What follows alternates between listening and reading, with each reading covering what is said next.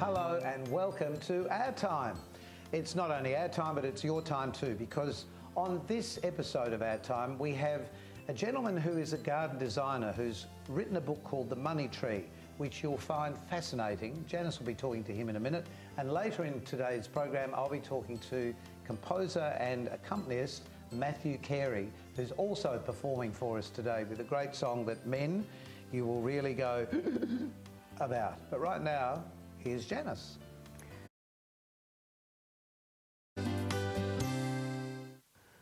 It's my great pleasure to introduce to you an incredibly talented man in our time in this program. This is Matthew Carey. Matthew, welcome. It's my pleasure to be introduced by you. Oh, thank you so much. Look, we could just sit here and say nice things about each other, but I'd like to say nice things about you because people who have the skills that you have are quite rare, I've discovered, being in show business all my life, to find somebody who is a wonderful piano player, who is also a wonderful accompanist, who is also a great songwriter, and you've just recently run a cabaret school. It's the Australian Cabaret School that's been held here in South Australia. So you're also a wonderful teacher. Yes. So how did all this start for you, being wonderful at everything, particularly at the keyboard? Well, I guess it did start at the piano keyboard, or actually the electronic organ. Back when I was 5 or 6, Mum and Dad saw advertisements for music lessons, and they said, was that something that I'd like to do? And I said, sure. And so that, I don't know if I had a passion for music before that, but it certainly was started then. Were you one of those kids that could just practice? You know, a lot of kids have to be told, no, you go and practice, you go and do your 5, 10, 15, 30 minutes on the piano. I think I must have had a reasonable amount of talent already, so that when I did practice, I felt like I was getting results. Because I don't think I practiced an obscene amount. I could have practiced more, let's put it that way. But it was something I enjoyed doing, and from then on, I've always enjoyed making music, so it would be as much a way to relax for me as it would be actual work of practicing. Now that's an interesting thing, because if you play for pleasure, it's different, isn't it, than having to do it? I think so. And my parents were great in that they gave me lots of opportunities to do musical stuff, but they were never overbearing or staring over my shoulder. But did they think that you would eventually end up accompanying people like Liza Minnelli and some of the wonderful Broadway stars that you've accompanied during the Cabaret Festival here in South Australia? I don't think so. I mean, they don't come from particularly artistic backgrounds themselves.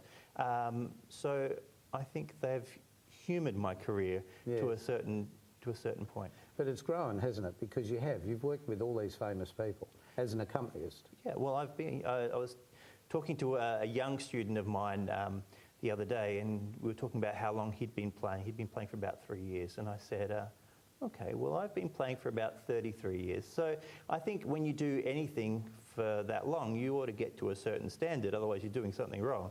And so I've put in the time, and I think I've had the opportunity to work with lots of great people as I've gone along, and I learned as much as I can from each one of those, and I guess that sort of helps me move my way up the ladder, I guess, as a piano player in my own personal skills, but also with the people I get an opportunity to work with. But it's given you a chance to travel around Australia to instigate this Australian Cabaret School, and you've just completed, is it the 3rd year of the school? We just had the third one.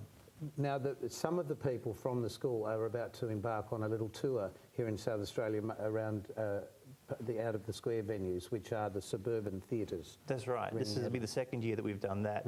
And it's a wonderful opportunity to take these 10-minute or short shows that the cabaret performers have created and actually put them in front of an audience, and not just one audience, an audience here, an audience there. When we first started the Cabaret Summer School, we did a showcase concert at the end of the week, and that was great, and everyone's parents or family and friends came along. And when you're in an audience full of people who already love you, it's kind of a fairly forgiving audience. It is. But to take the experience of having had the first performance like that, and then take the show to people you don't know, and to gauge their response is another great learning opportunity. Could you define what modern cabaret is? Is there sort of a one definition for it? I don't know that there is really one definition. I think cabaret is different things for different people. Like jazz music is different things for different people. But for me, the art of cabaret has some intimacy where there is a definite and recognised engagement or connection between the audience and the performer. Because often it's a sort of a storyline that the songs are hung on, isn't it? And it's usually in an intimate venue.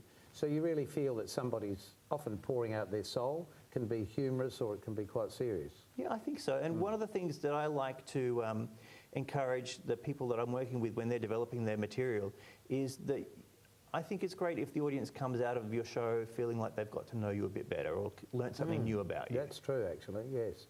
Yes, definitely, I would agree with that.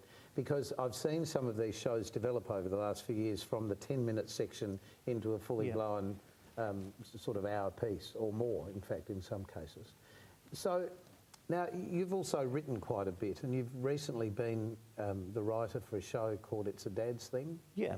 Which is, I think there's a plan to tour that nationally eventually. We have a hope to do that, absolutely. And you should too. It's a story of, is it five?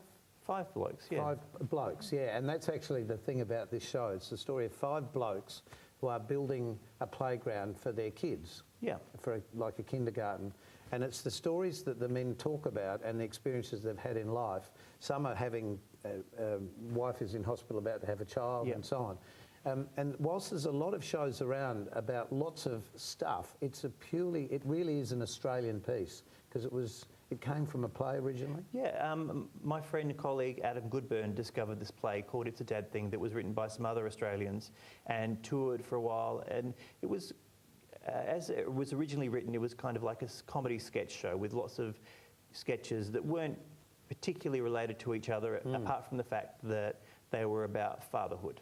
And we took it and we decided that if we were going to make it a bit more of a musical, that we needed to have some sort of story thread that linked it together, gave people a reason to come back after interval. So we used the idea of having 4 dads that already had kids. Obviously, if you're a dad, you already have kids, and a to-be dad. To-be dad, yeah. And so they were passing on some of their wisdom to this guy whose wife's about to. It's a wonderful show. I think the thing is, we often sort of forget stories about dads, genuine stories about dads and the emotions that dads have and the feelings that dads have, but it's also that male bonding thing that's very obvious in the show where a group are coming together from very different backgrounds. Yeah. I really love the piece and there's just some fantastic songs that you wrote, but you've also written some other material as well, and with some luck we're going to have a listen to one of your songs just shortly. But where do you feel your life is moving, Matthew? Because you're a dad yourself. That's a good question. Are the opportunities available in Australia for somebody with your skill base? I think they seem to be. Are they developing more? When I was younger, I did a music degree at university, and I had a 5-year plan and a 10-year plan. I remember sitting down and writing them down. I didn't really follow either of those, but I enjoy working. You do actually have to have a plan in life. It doesn't matter what age you are. If you don't have a plan, you'll never achieve anything because you won't know what you want to do, really. But I mean, I find that if I just keep doing stuff, then I find my way. And I've been I feel like I'm very fortunate that a lot of opportunities have come to me. And it's not really while I've been sitting back at home just waiting for the phone to ring. I've been out doing work, and through that I've met other people and networked my way into all sorts of fantastic situations. But you have been working all over the country, so if you see or hear of a cabaret show or a show with the name Matthew Carey associated with it, I can guarantee you'll enjoy the show because it will be a very interesting piece, either created by you or you'll be working with somebody who is really worth getting out to see. And as we all grow older, these are the things that become important in life because you're sharing other people's experience. And as we've just said, cabaret is a great way to... I think that even, for people of all ages, that we're losing our sense of community in many ways in society today. The idea of It's a Dad Thing it's set in a park where guys are getting together and having a working bee to build a playground. And we don't really have working bees that often these days. No, we've lost all that. And so I guess I've found that I've got a strong desire to build community. And so that musical was about building a community of dads, and it was also about creating a piece that men could come and watch and have some sort of connection to. Well, it's an ownership, because we actually do have an ownership for those experiences. Yeah, and cabaret is similar. Because the performer is connecting with the audience, you build a community within the room of everyone that's there sharing that experience. And I think that's something you can't get from YouTube. It's something that, you don't necessarily recognise that engagement when you're watching TV or you're on your computer and you have to be in the same room together sometimes. You do, and that's a wonderful feeling of being a human being, I think. Absolutely. Matthew will be back in a tick, and he will be performing a song that only men can understand.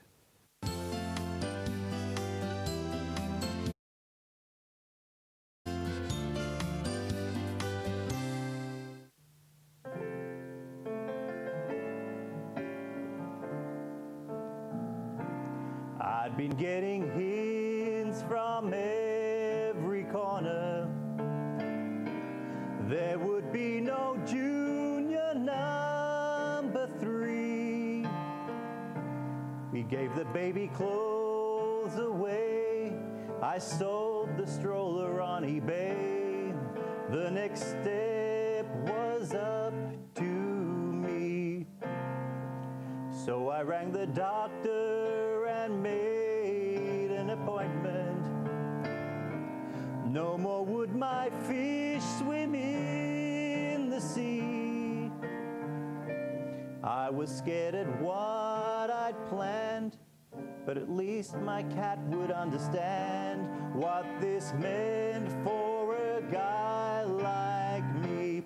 But where's the gratitude for this sacrifice I'm making? Not that I expect applause or cheers of thanks, but there's an attitude I'm sensing that does not fully respect my pistols cleaned and oiled, but only to fire blanks.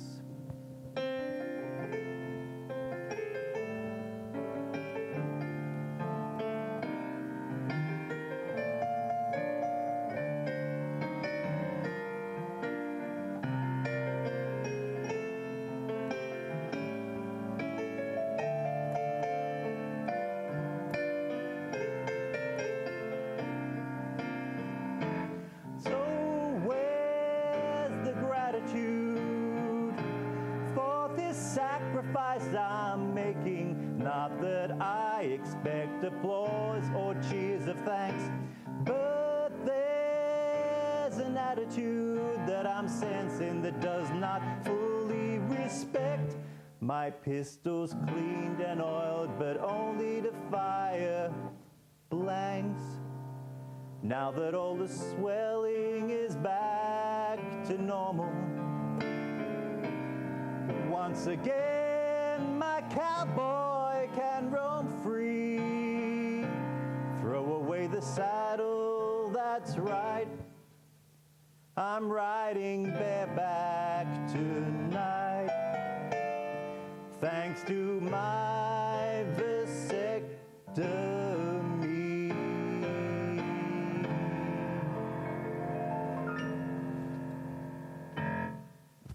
Oh, look, you have to laugh. It was great song. Very entertaining. Great song. You sort of, a little way into the second verse, you sort of wake up where that song's going, don't you? And thank you very much to Matthew Carey, who wrote that song and who just performed that for us. Yes, very clever. And as I said before, it's a song that probably most men would appreciate even more than women. No, I don't think so. No, I think pretty well. No, I know, you see the humour, but oh, absolutely. I think all men can sort of see a ouch factor in that. Of course, no, I can understand that.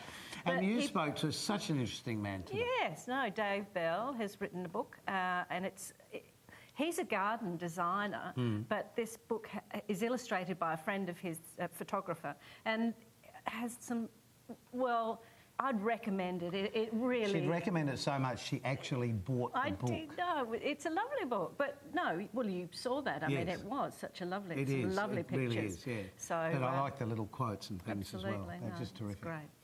Now, if you'd like to find out more about what's on Our Time, don't forget to have a look at our website, or you can find us on Facebook. And each week, Facebook is updated so that you can find out who's on the program. And it's always worth tuning in because you just never know who we're going to meet. But also on Facebook, we really just like some comments from you as to how you've enjoyed the program, or if you haven't. I mean, it's all good feedback, isn't it? Become a friend. Absolutely. Like us even. Thanks for joining Because we us. like you, We'll just because you're watching. see you next time on Our Time. Okay, thanks. Bye.